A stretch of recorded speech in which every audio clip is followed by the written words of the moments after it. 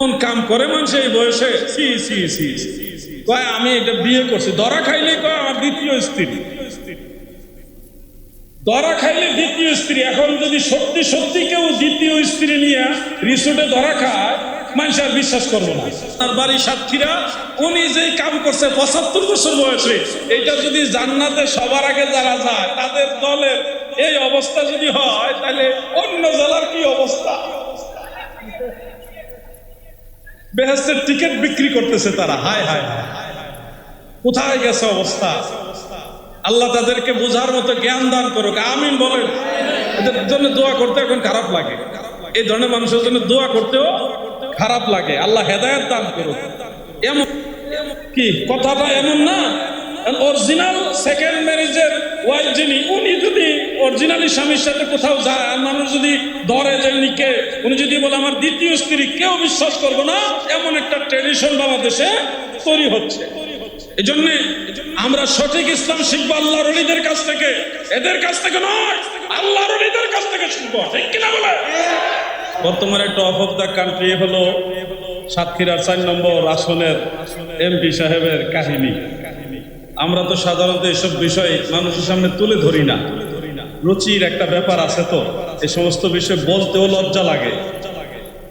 আমাদের মাননীয় স্বরাষ্ট্রমন্ত্রী মহোদয় এই চট্টগ্রামেরই সন্তান, তিনি একটা কথা বলেছিলেন, আমি তিনার কথাটা কোট করতে চাই, বলবো?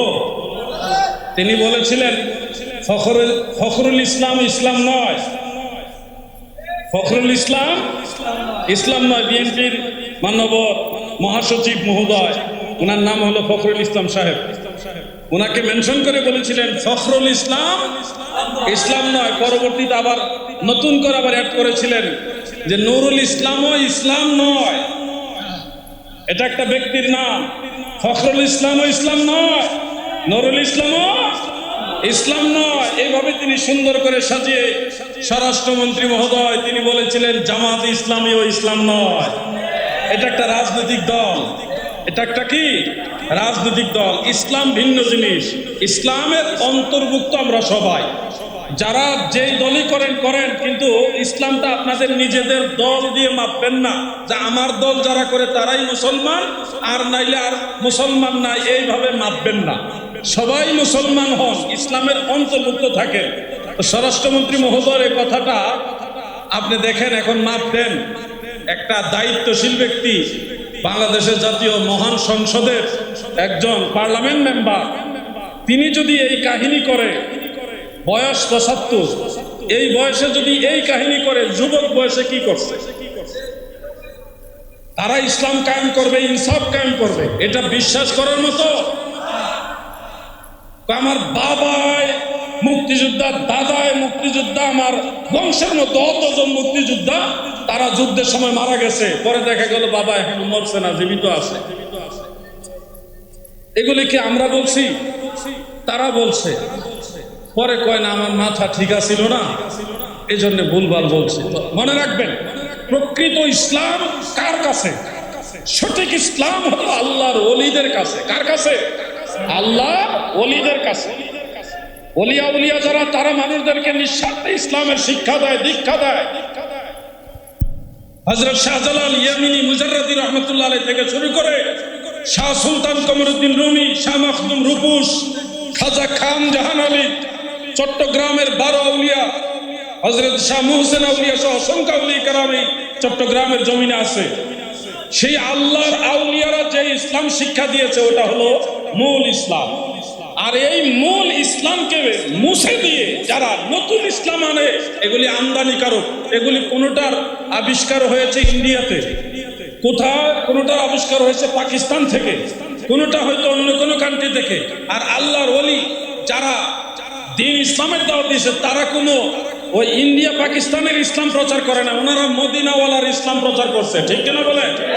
বেশ কম আছে ভাই, ইসলামেও বেশ কম আছে। এই জন্য স্বরাষ্ট্রমন্ত্রী মহোদয় বলছে ফখরুল ইসলাম ইসলাম না, নুরুল ইসলামও ইসলাম না। ইসলাম মদিনাওয়ালা, ইসলাম কোরআন হাদিসের, ইসলাম আল্লাহ, ইসলাম আল্লাহর রসুলের, ঠিক কিনা বাবা?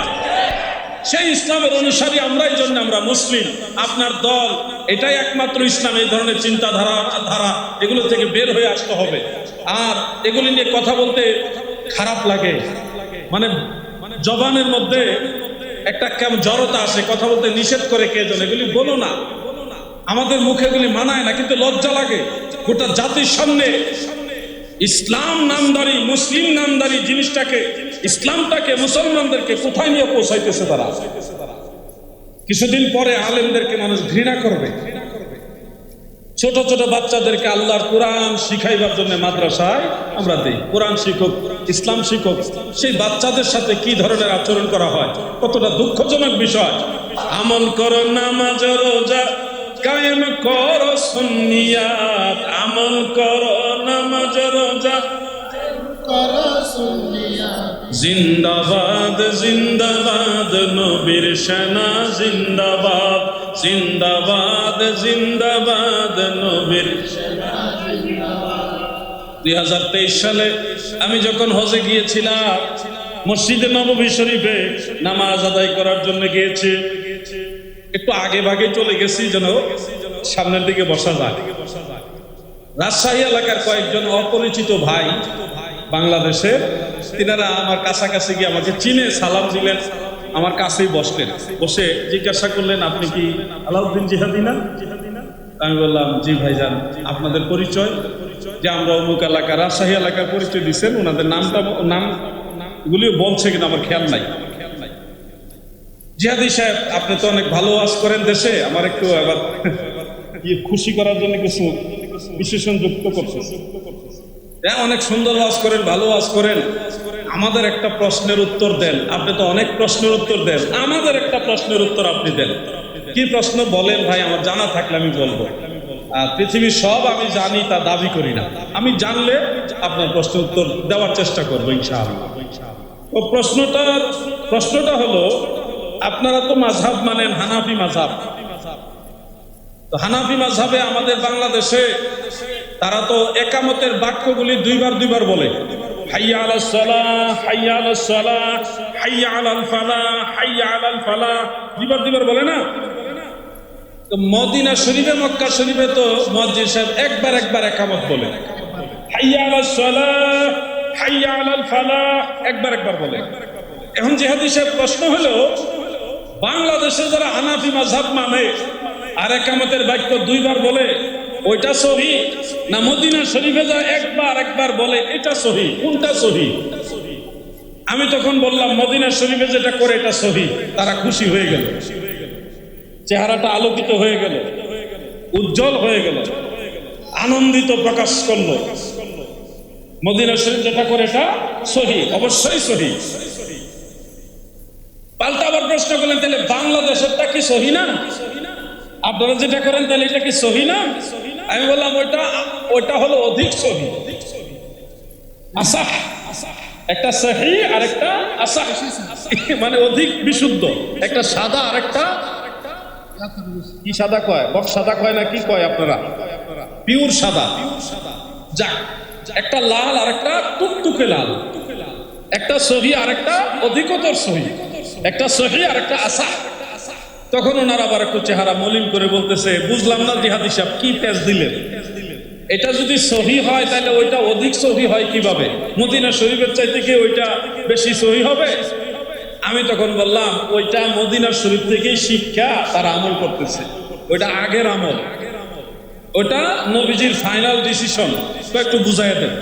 মদিনা শরীফের রওজা মুবারকের কাছেই বসছিলাম আমি, একটু আগে চলে গেছে ওই ছাতার নিচে। চিনছেন নি না? গেছেন নি? পূজার আগে গেছেন ছাতার নিচে, যে জায়গাটায় জায়গা পাওয়া যায় না খুব আগে না গেলে। বুঝাই দেন তো একটু ঘটনা কি, এটা সহি আর ওইটা অধিকতর সহি কিভাবে? আমি তখন বললাম, ভাই সহি হাদিসে আছে, হযরত বিলাল রাদিয়াল্লাহু আনহু যখন ইকামত দিতেন তখন ইকামতের বাক্যগুলি একবার বলতেন, এটা সহি হাদিসে আছে। যেহেতু সহি হাদিসে আছে সেহেতু এটা সহি, এটাকে অসহি বলা যাবে না, এটা সহি হাদিসে আছে। তার আপনারটা অধিক সহি কিভাবে? আমি বললাম, মুসলিম শরীফের মধ্যে আছে। বলেন কোন শরীফ? এই নামটা মনে রাখবেন। সহি মুসলিমের মধ্যে উল্লেখ, হযরত আবু মাহজুরা রাদিয়াল্লাহু আনহু তিনি ছিলেন একটু ইসলাম বিদ্বেষী, নবীজির বিরুদ্ধে ছিলেন এবং ওনার কণ্ঠের আওয়াজ খুব সুন্দর ছিল। এত সুন্দর কণ্ঠ ছিল, ওই কণ্ঠ দিয়ে উনি নবীর বিরুদ্ধে কবিতা বলতেন, ছন্দ বলতেন কণ্ঠ দিয়া ইসলামের বিরুদ্ধে। কিন্তু আল্লাহর কি দয়া, অষ্টম হিজরিতে উনি ইসলাম গ্রহণ করলেন। কত হিজরিতে? অষ্টম হিজরিতে। কোন কোন বর্ণনায় এইভাবে আছে, হুনাইনের যুদ্ধের সময় উনি ইসলাম গ্রহণ করলেন। করার পরে যেহেতু উনি ওনার কণ্ঠ দিয়া, সুন্দর সুরেলা কণ্ঠ দিয়ে ইসলামের বিরুদ্ধে কথা বলেছেন, ছন্দ বলেছেন কাসিদার মতো করে, সেহেতু নবীজি ওনাকে ইসলামের আজান দেওয়ার দায়িত্ব দিছে। এই কণ্ঠ দিয়ে তুমি এবার আজান দাও, মানুষের নামাজের ডাক দাও। কাজটা কি যথোপযুক্ত হয়েছে না? যেমন লোক তেমন দায়িত্ব। হে আবু মাহজুরা, তুমি আজান দিবা। ওনার কণ্ঠ বড় সুন্দর কণ্ঠ। এই আবু মাহজুরা রাদিয়াল্লাহু আনহু কিভাবে আজান দিবে? মুসলিম শরীফ উল্লেখ, আমার নবীজি, দয়ার নবী, মায়ার নবী নিজে একামত এবং আজান ওনাকে শিখাইছেন এবং একামতের বাক্যগুলি দুইবার করে বলার শিক্ষা আমার দয়াল নবীজি দিয়েছেন। এই জন্যে ওই অষ্টম হিজরির পর থেকে হযরত বেলাল রাদিয়াল্লাহু আনহু এবং আবু মাহজুরা এবং অন্যান্য মুয়াজ্জিন যারা ছিল, তারা সবাই অষ্টম হিজরির পর থেকে একামতের বাক্য দুইবার করে বলেছেন। এটাই ছিল সর্বশেষ আমল। এটার উপরই হযরত বেলাল ইন্তেকাল করেছে। সব মুয়াজ্জিনরা দুইবার একামত বলায় এটার উপরই চূড়ান্ত ফায়সালা। যেহেতু এটাও নবী শিখাইছে, এটাই সর্বশেষ আমল, এটা অধিকতর বিশুদ্ধ। আর একবার ওটাও সহিহ হাদিস আছে, ওটা সহিহ। আর দুইবার একটা হলো আসা, অধিকতর সহিহ।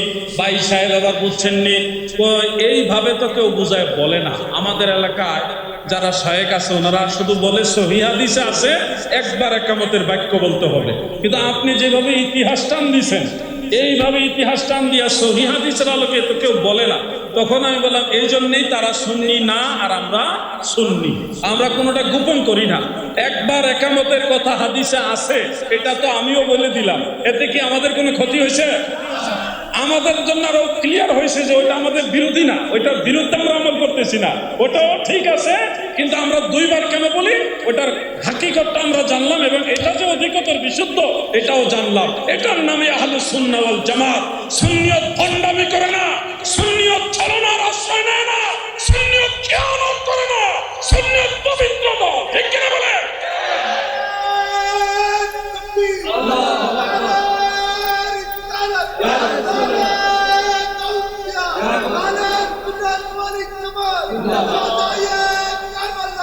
আমার ভাইরা, আমার ভাই অত্যন্ত মহব্বতী এলাকায় যত মাহফিলে আসে ওনাকে দেখি। আল্লাহ ওনার দুনিয়া আখিরাত উজালা করুক, আমিন বলেন। আজকে কি আনছেন না কি জানে খাওয়ান, সব সময় আনছে? হ্যাঁ, তা আমার দিবেন, 2 প্যাকেট দিবেন, আমি কিনে নেব আপনার দিকে এবং বকশিসও দিব ইনশাল্লাহ আলাদা। মাওলানা ইকবাল হোসেন হুজাইবি আপনি অবসর করে ওনার থেকে কিনবেন। এটার নাম জানে কি? পপকর্ন কিনবেন 500 টাকা দিয়ে ওনার কাছ থেকে। ঠিক আছে, 2টা নিবেন। রাত্রে রাস্তায় লাগবো, আমরা সারা রাত আবার রাস্তায় থাকতে হবে, তো এর কাজে লাগবে ইনশাল্লাহ। তো আসেন আমরা একটু দুরূদ শরীফ পড়ি, তারপরে মাযহাবের আলোচনা মনোযোগ দিয়ে শুনতে হবে। এটা কঠিন সাবজেক্ট, এটা যুগের চাহিদা অনুযায়ী আলোচনা, আমি কাহিনী বলতেছি না। এবং যেগুলি আমাদের এই যুব সমাজের জন্য দরকার, এগুলি আপনাদের সামনে তুলে ধরার চেষ্টা করছি। আসুন 2 একবার দুরূদ শরীফ পড়ি। আল্লাহুম্মা সাল্লি মাওলানা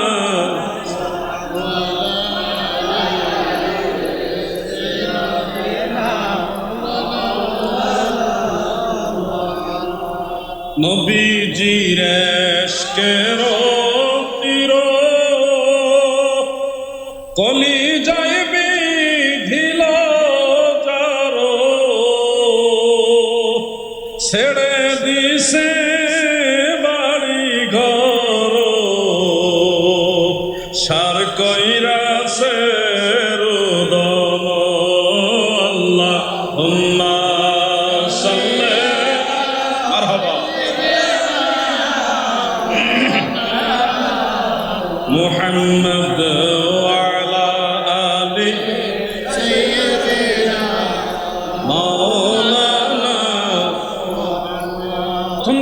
জান্নাতে যাবে, অসুবিধা নাই, তাদের পিছে পিছে আমরা যাব। কিন্তু আমার ওই ভাইয়ের যেই দল, ওই দলের লোক, ওনার বাড়ি সাতক্ষীরা, উনি যেই কাম করছে 75 বছর বয়সে, এইটা যদি জান্নাতে সবার আগে যারা যায়, তাদের দলের এই অবস্থা যদি হয়, তাহলে অন্য জেলার কি অবস্থা? বেহেশতের টিকিট বিক্রি করতেছে তারা। হায় হায় হায়, কোথায় গেছে অবস্থা? আল্লাহ তাদেরকে বোঝার মতো জ্ঞান দান করুক, আমিন বলেন। এদের জন্য দোয়া করতে এখন খারাপ লাগে, এই ধরনের মানুষের জন্য দোয়া করতেও খারাপ লাগে। আল্লাহ হেদায়েত দান করুক। এমন কাম করে মানুষ এই বয়সে, সি সি সি কয় আমি এটা বিয়ে করছি, ধরা খাইলেই কয় আমার দ্বিতীয় স্ত্রী, ধরা খাইলে দ্বিতীয় স্ত্রী। এখন যদি সত্যি সত্যি কেউ দ্বিতীয় স্ত্রী নিয়ে রিসোর্টে ধরা খায়, মানুষ আর বিশ্বাস করবো না। কি কথাটা এমন না? অরিজিনাল সেকেন্ড ম্যারেজের ওয়াইফ যিনি, উনি যদি অরিজিনালি স্বামীর সাথে কোথাও যায়, আর মানুষ যদি ধরে যে উনিকে, উনি যদি বলে আমার দ্বিতীয় স্ত্রী, কেউ বিশ্বাস করবো না। এমন একটা ট্রেডিশন বাংলাদেশে তৈরি হচ্ছে।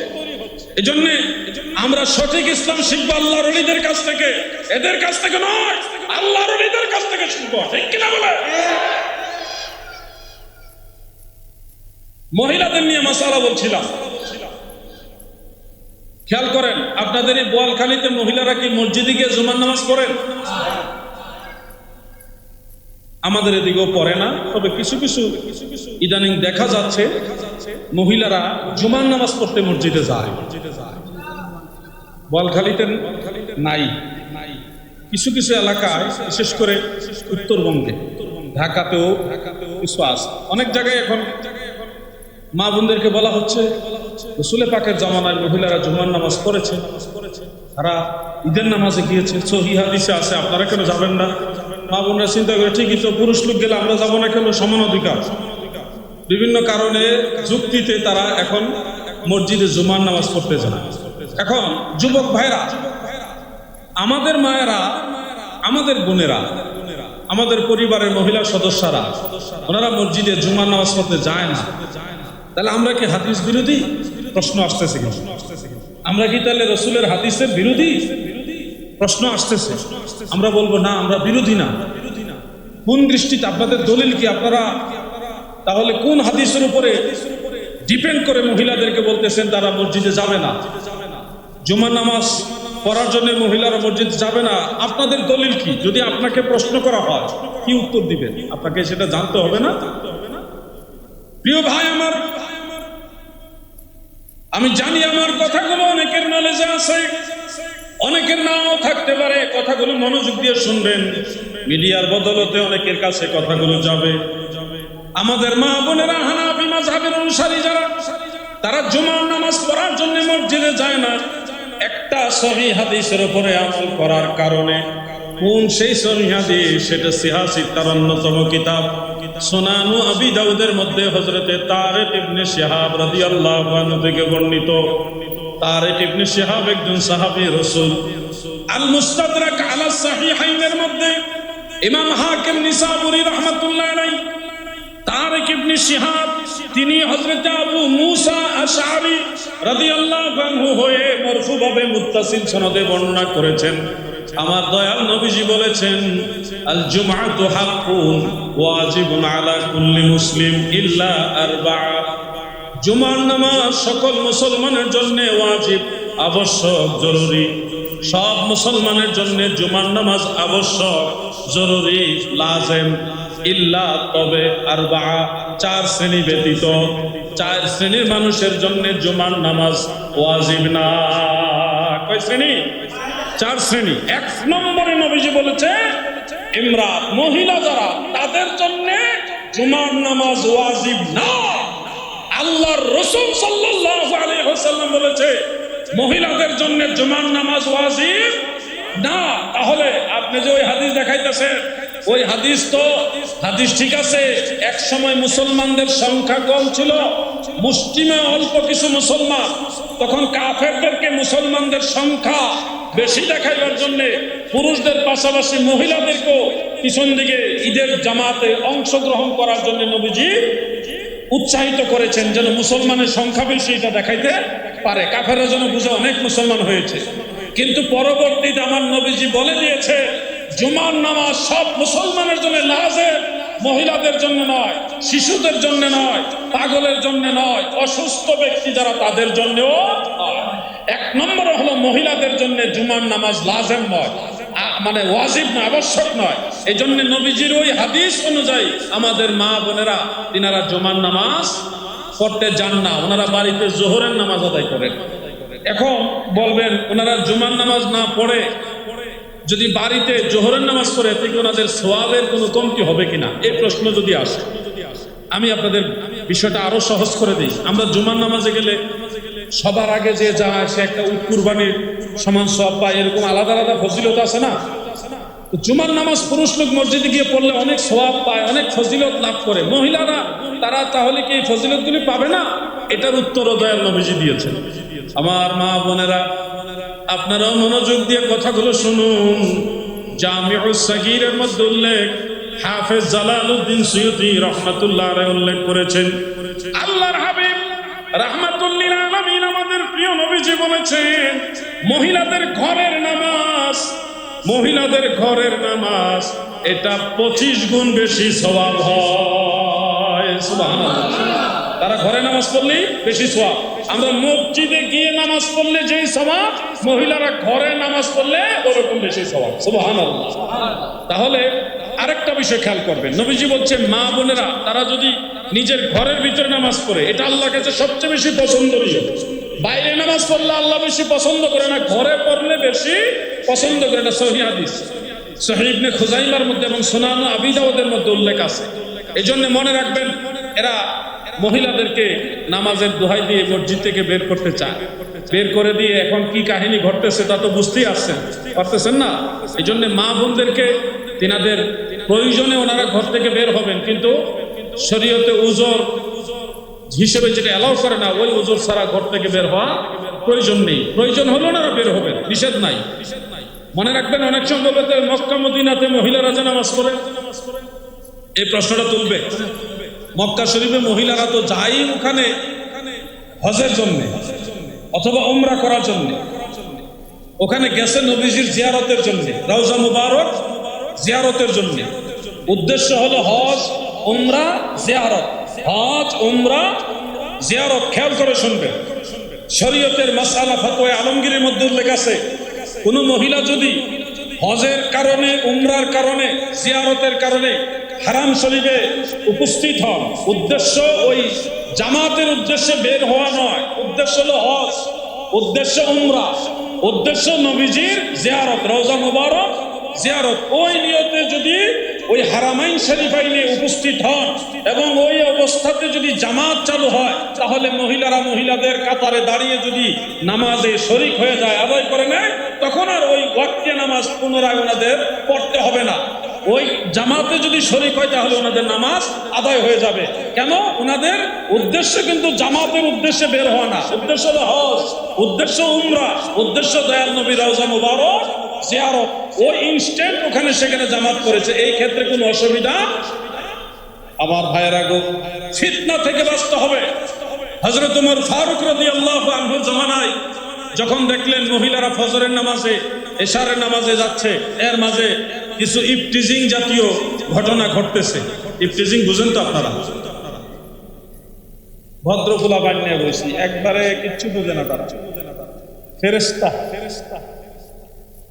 এই যে ইফটিজিং, এটা নতুন জিনিস না, পুরাতন জিনিস। যখন ইফটিজিং প্রকাশ হলো, হযরত ওমর ফারুক রাদিয়াল্লাহু আনহু মহিলাদেরকে মসজিদে যাওয়া নিষেধ করলেন, আপনারা জামাতে আসবেন না, বাড়িতে নামাজ পড়বেন। কেন নিষেধ করলেন? ওই নবীজির ওই হাদিসের আলোকে, বুয়ুতাহুন্না খায়রুল লাহুন্না, তাদের ঘর তাদের জন্য সর্বোত্তম। নবীজির ওই ফয়সালার উপরে ডিপেন্ড করে ফারুক আজম ওমর ফারুক রাদিয়াল্লাহু আনহু রায় দিলেন যে তোমরা মহিলারা, মা বোনেরা বাড়িতে নামাজ পড়ো, মসজিদে জামাতে আসবেন না। রায় দেওয়ার পরে একদল মহিলা মা আয়েশা রাদিয়াল্লাহু তাআলা আনহার কাছে বিচার দিয়েছে, আম্মা জান, আপনিও মহিলা, আমরাও মহিলা, ওমর ফারুক আমাদেরকে জামাতে যেতে নিষেধ করে, অথচ আল্লাহর নবী নিষেধ করতেন না।